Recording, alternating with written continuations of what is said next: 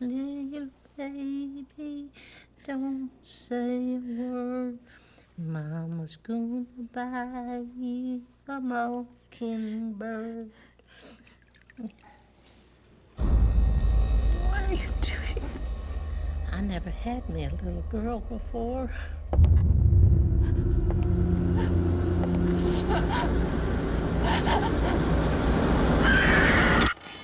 Could you tell me why you feel like this story strikes such a nerve in people but yet has such a following? It's simple, I think. And to me, getting cut up by a chainsaw is one of the most frightening things I can think of.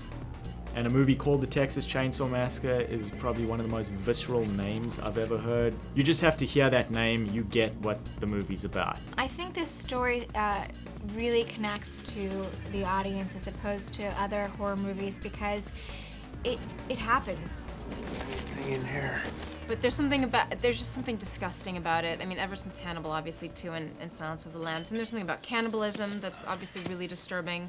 There's something about, you know, being in the middle of nowhere in Texas and the family. So I think it's all those elements together.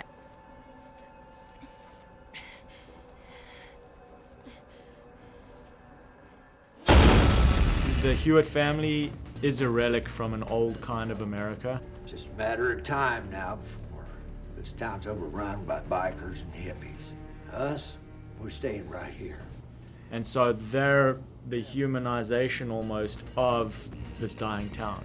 And it's kind of like the dying town's last gasp to survive is sort of, you know, epitomized by this family who are trying to survive in a world that doesn't want them anymore. We're on our own now, people.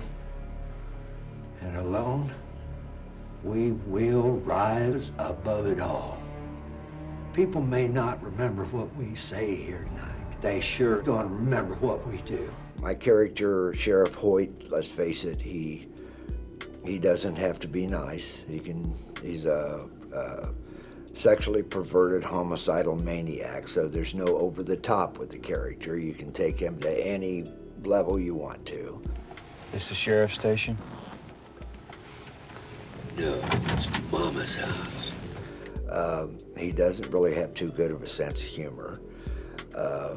He doesn't take any guff from anybody, that's for sure. And Leatherface had to come from someplace. And I like to think that it's the sheriff's guidance, you know, that gets him to be successful the way he is.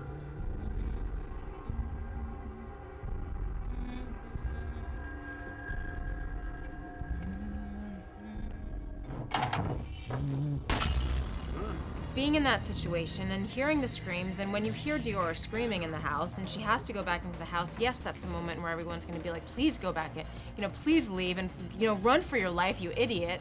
And yet, it's so real and it's so immediate when you're hearing that, that it's like, how can you turn away from that?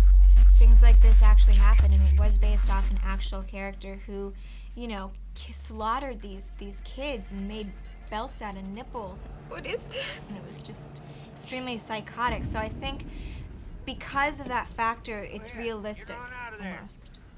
And I feel like people like that stuff.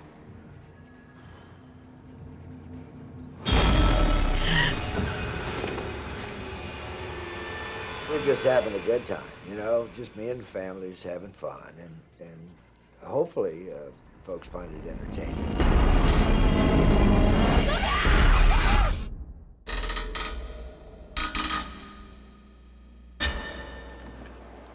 You kids okay? Where are you taking us?